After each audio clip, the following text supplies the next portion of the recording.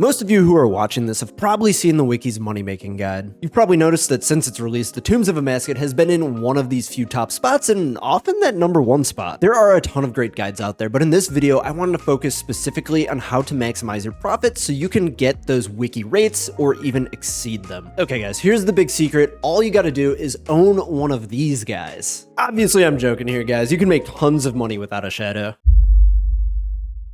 Let me let you in on a little secret. These chests along the side, this is not how you're making money here. You're gonna need to roll a purple chest for a unique drop. Here are the current unique drops and their prices. If you can't tell, one of these is a little different than the other ones. You're gonna get tons of those lesser purples, and a light bear is better than regular loot, but what you're really after and what you really need to get to hit those wiki rates is a shadow drop. Let's head over to the wiki really quick. I have a Tombs of Amascut raid level 500. It's just the top one that you'll see on the money making guide. Right now, it's about 12 mil an hour.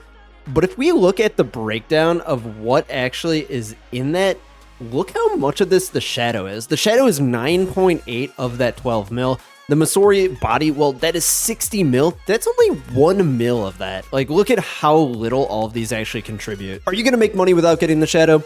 Absolutely. I just want to set the right expectations for your GP per hour before we dive into the rest of the video. So how is your chance of getting a unique drop actually determined? To make it really simple, your chance of getting a purple is directly tied to the points you have in your raid. The more points you have, the higher chance of getting that purple chest. But wait, there's more. Your invocation level is also given a multiplier to your points. So not only will the higher invocation raids give you more points because the monsters have more hit points, but each one of those points is much more valuable. Running a lot of low invocation raids is kind of like working a lot of hours at minimum wage. I think it'd be preferable for pretty much all of you to work less but make more per hour. That's where the invocations come into play. Cranking up those invocations is the single best way to increase your income at the Tombs of Amascut, but there is a catch. You have to survive. That being said, it's really important to pick the right invocations, but we'll get to that in just a second here. The last part that kind of completes the puzzle here is how fast you can complete the raid. Let's go to the wiki page real quick to give an example. This is their 500 raid level. They have it set to 1.4 kills per hour or 42 minutes, a fairly slow 500. We're making 12 mil per hour. But let's just assume that we're very, very slow at this and we do, not 10, we're doing one of these per hour. That's down to 8.5. This decreases very quickly. So just to recap the section, you want to raise your invocation level as high as you can without consistently dying, and you want to do it as fast as humanly possible. In this section, I want to talk about all of the invocations, which ones you should use, and which ones you should avoid. When choosing invocations, first off, you want to choose invocations that aren't going to kill you. Nothing's going to take more time out of your day than having to constantly restart the raid. But you also do want to think about the ratio of invocation points and how much time it adds to your raid.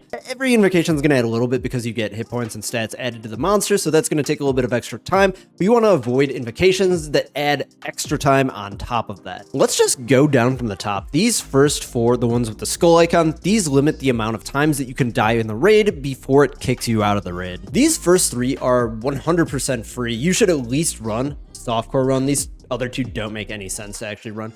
Softcore run's gonna make it so you can die in the raid and you don't have to pay that 500k, you don't have to start over. And if you're late in the raid, it makes sense to not start over and just keep on going. You're gonna have less points, but at least you don't have to start at the very beginning. And since you're not trying to die anyways, hardcore run's a great invocation as well. Since none of these do add any mechanics, health, stats, or anything, they're as close to zero time as you can possibly get. Moving on to the time invocations, these give your raid a timer. You get a benefit for making the time of the invocation points that you see here, but there's a penalty if you do not make it. I recommend maximizing your other invocations first where you feel comfortable and then see what type of times you're getting.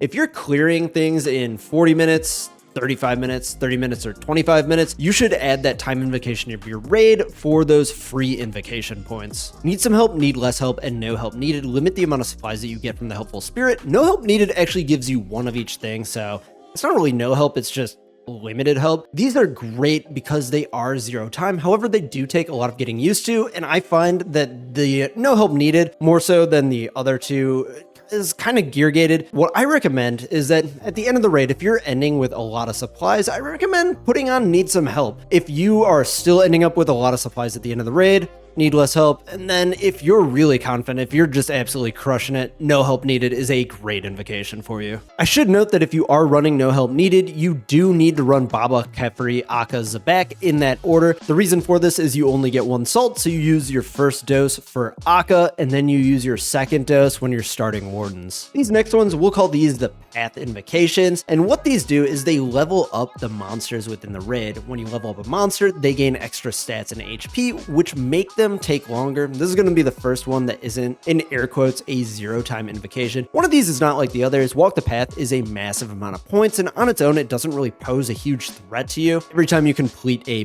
boss, it's going to level up some of the other bosses. The highest level that you're going to get is a level 2 on either Akkha or Zebak. With Akkha, that just adds 1 extra to your memory puzzle, and then with Zebak, he goes slightly faster, and the gap in between his wave attack is a 2 instead of a 3 tile wide. Quiet Prayers makes you take a ton of chip damage. It's 0 time, but this one is rather difficult to deal with. I do not recommend it for beginners. Deadly Prayers, on the other hand, I do recommend for everyone. This just makes it so that whenever you get hit damage, it does take it away from your prayer as well. Just 20% of it. You're not trying to take damage anyways, so throw this bad boy on there. On a Diet's another great 0-time invocation. Basically just means that you can't bring any hard food like sharks or mana rays or anything like that, so you're just gonna have to use Sardom and Brews. If you're an Iron and you don't have Brews yet, just don't use this, I guess. Dehydration is a great invocation. Not for beginners, definitely a learning process to get used to it. What this does is makes it so you can no longer use Brews. You have to rely on your yellow Karis. Biggest problem with this is that, you gotta have that yellow Karis. Overly Draining is one of the last invocations that you should put on. What this does is it makes every single special attack that you do take your full special attack energy bar. This makes it so you're doing 4 down Wardens. You don't get as many Voidwaker or other special attacks throughout the fights. It just slows down your raid very significantly. After this, all the invocations are boss specific. Let's start off with Kephri. Lively Larva, absolutely free. It is only 5 points. I honestly don't really know what this does. I guess you just get more Agile Scarabs. You ignore those anyway, so that literally does nothing. More Overlords. This is one of the, if not the, no, it's just one of the worst invocations in the game. It adds so much time, like 3, 4, 5 minutes, depending on how you handle this. Do not do this unless you are pushing like close to your 500 kit. This should just stay off. Blowing Mud on the opposite end of the spectrum, completely free. This just gives you more dung. You will not notice this one even being on. And I stopped myself from saying more Overlords was the worst because Medic is actually the worst invocation in the raid. Never put this on for solos. You can do this for like high invocation team raids, but I would avoid this if at all possible. Zebak invocations, I think you should play with all these on. None of them are that dangerous, except Upset Stomach can kill you, but we'll talk about that after these. Not just a head. This makes it so he blood barrages you, and there's a blood spawn that comes to get you. Just run away from it. Not too big of a deal. Arterial Spray just adds some damage to not just a head. Might as well do it. You're avoiding getting hit anyways, so get those 10 points. Blood Thinners actually splits the blood blob from this one into 3. I think it actually makes them easier to deal with. So if you're going to do this one, just do all of them. Doesn't make sense not to. And then Upset Stomach adds acid to everywhere. It's just, it covers the whole place. Not too big of a deal, just avoid stepping in it. And then the jugs do splash and clean less of the acid, so just get good with your jug placement. It's a little bit of a learning curve, but it's 0 time, so definitely worth getting used to. On to Akkha, and these ones are a lot tougher than all of the other boss mechanics. Double Trouble right off the bat. This is going to be very difficult for a lot of new people. You do have to deal with Akkha's orbs during the memory phase every single time. This is going to wipe a lot of you. I don't recommend doing this one unless you know what you're doing. Keep Back is another really difficult one. This one essentially requires you to perfectly butterfly the entire Akkha or just get extremely lucky. If you do not know that you can already run this one, do not run this one. On the flip side of that, these next 2 invocations are 2 of the best invocations in Tomes of Amascut. Stay Vigilant makes it so Akkha can change his attack style and his prayer every time he hits you. But this also means that if he doesn't hit you, he's going to stick on that melee phase, so you can mage him and butterfly the entire time. This will greatly speed up your raid, and you're going to take a lot less damage. Feeling Special is the best invocation in the raid. This makes your raid faster overall by making Akkha's memory puzzle faster than it normally would be. It might be a little tricky at first, but just get used to this because it's definitely worth learning. I'm just going to speedrun these monkey invocations as they are pretty straightforward. Mind the gap, free, 0 time, don't dive into the gap in the middle. Very easy to telegraph this one. Gotta have faith. This one makes the sarcophagi hit you harder, but you shouldn't have those open anyway, so this does nothing. Jungle Japes, hilarious. Puts bananas out there, you can slip on them, and it just messes up everything. Put that one on. Shaking things up makes Baba's Shockwave Black Ground attack bigger.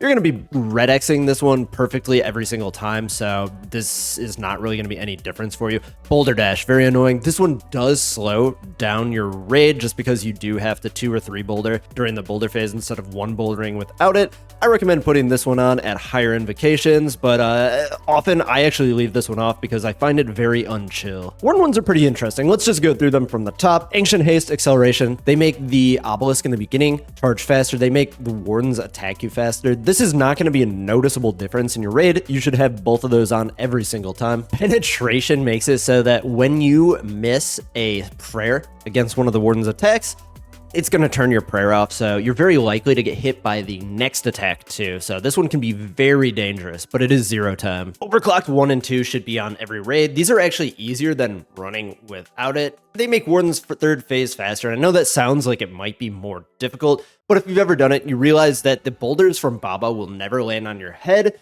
and you just don't have to think about it. If you don't have these on, you have to dodge boulders and move. That's 2 things instead of only having to worry about 1 thing. And finally, we have Insanity. This is going to be significantly more difficult, but it is a 0 time 50 points if you do it correctly. This is going to make Wardens much more quick on P3. It's going to make you have to be nearly tick perfect. I think you can lose 2 ticks on skulls without getting wiped out of the raid. Kind of annoying insta-death mechanic on that one, to be honest. Don't really love that they did that. But the really difficult part, and that is kind of going to gear gate this, is going to make that final phase where the floor comes up off the ground way more quick.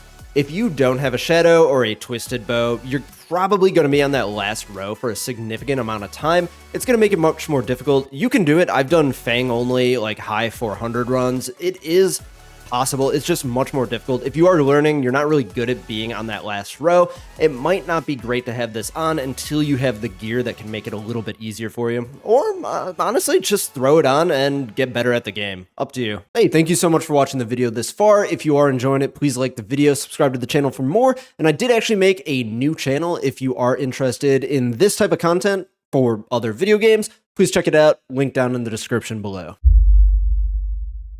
I want to give you guys a few sample setups that you could try out if you're kind of struggling with what to pick. I recommend starting off low and then adding invocations on as you get more competent. Every time you complete a raid, try one or a few more out. Softcore run, we're going to have that one on here.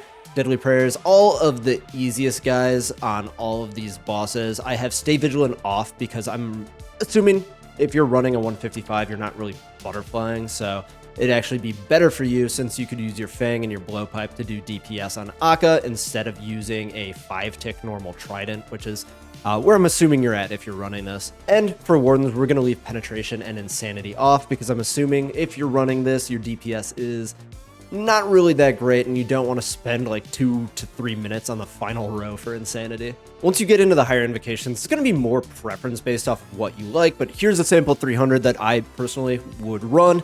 We got the softcore run on still. You can do hardcore if you're competent and confident. Walk for it. 40-minute timer. Very easy to beat, especially in a 300. Need some help. Assuming you guys don't need too many supplies, Walk the Path is very easy to deal with. And then the rest of the invocations look more or less the same. We have some of the harder ones on here like Aerial Assault, Upset Stomach, and Feeling Special. You should be getting used to these at this point. And then we're also going to have Mind the Gap and Penetration, which are 2 things which could wipe you, but as we said earlier, you should learn these invocations earlier on so that when you do make the raid a lot harder, they're not going to trip you up at all. I should note that that last one, that 300, all you need to do if you do want to go for a backpack run is just throw on Insanity, and that is a super easy run to do. Here's a quick little sample for your 425 kit. Some of these are a little bit goofy. I would personally not use Needless Help. I'd go No Help Needed on this one. But I did just want to have that 425 on there for you. Dehydration, so you do need Yellow Karis. If you don't have that Yellow Karis, you're going to have to do some terrible invocations like Overly Draining or Overlords. And then the rest of this is like most of the stuff, if not all of it, turned on. And then we have what I like to call the Glue Eater 500. It's just the easiest 500 just to get your Fang kit. It's not going to be the fastest or anything like that, but I think this is the easiest configuration for it. We got hardcore run. We don't have any timers on. You probably could turn the timers on. Maybe not for your first one. But we got no help needed. We're using Pathfinder, so everything's going to be leveled up super high. It's going to be very slow and difficult, but you can get that done. And then we have almost everything else turned on except for Medic, Double Trouble, and Keep Back. If you're looking to go beyond this, you don't really need me to tell you what to do, and I don't know why you're watching this anyways. So I'm coming to realize while trying to film this over and over again that it's kind of hard to do a gear section for this type of video. Everybody's at a different spot as far as how much money they have, what gear they can afford, or whatever Iron Men are up to. But this will cover the basics and then just adapt it to what you personally have. So for melee setup, the Fang is going to be a huge DPS increase for you. I recommend getting this as soon as humanly possible. If you, for some reason, are at this stage of the game where you can do Tombs of Amascut but don't have a Fang yet, just use your best stab weapon. That's going to be the best one for you. Blood Fury is great. You could use a regular Fury. I just didn't have one in the bank. And a Light Bearer is going to be great for extra specs throughout the raid. We have Ruby Bolts E equipped because we do have to bring a crossbow. Ruby's absolutely ripped. Diamonds are not worth bringing. Bring your best mage setup. This is a good entry level one. And then we're also going to need a blowpipe setup. You need both a blowpipe and then a long range weapon. We have the yellow Karis. If you have a Fang, you don't need to bring a blue Karis or anything else like that. If you do have a bad step weapon that is not the Fang, bring your blue Karis or just a normal Karis for Kephri. And then also we do want a dragon dagger for the Warden's core. It is officially time, or I guess like a week after this raid came out, it was officially time to stop bringing Ancients into this raid. Bring Thralls in the pouch with your Book of the Dead. The reason for this is that Ancients, they're like okay in the monkey puzzle room. They're really not even that good there, but Thralls you can use in every single room of the raid to add to your DPS. It's just so much better. Before I go on to talk about how we can speed up each room, let's just talk about special attack weapons. These are my 3 favorite picks for this. The Voidwaker, just absolute massive DPS, guaranteed hits. This is a great one to bring, and it's fairly affordable compared to some of the other things in the game. The Zerite crossbow, basically an almost guaranteed 110 hit. That's massive DPS. If you use the blue potion, especially in Zebak, you can get 4 ZCBs off for 440 damage, almost guaranteed. It's just a great thing to own if you have the capital for it. And then if you don't have a better special attack weapon, the BGS is good to reduce the defense on some of the monsters. The whole raid starts off with the monkey puzzle room. It's going to take you some time, but you should start to memorize these waves after a few of these raids. This is going to help you be prepared for the next monkeys so you can switch your gear and be ready to hit them the second they spawn. Make sure that you're missing as few ticks as humanly possible. Just always be hitting something and prioritize using your blowpipe as much as you can, and then use the exploding monkeys to clear the melee monkeys and the thralls. I also recommend that you keep even switches. If you can see, we have the same gear slots in the same position on each one of these. It just makes it really easy to not have your inventory become a jumbled mess. For Baba, I strongly recommend learning the Red X mechanic. There are plenty of good guides out there, so I won't be going over it in detail here. You're basically stalling Baba out so that you take no damage at the cost of 1 tick per cycle, so roughly 20% of your damage for 0 damage taken. Boulder phase happens at 66% and 33%. You want to get yourself to the top of the room as fast as humanly possible, and to do this, we're going to start at the bottom row. That means we can leave a tick early. Make sure you have your blowpipe switch equipped before the boulders come sending down.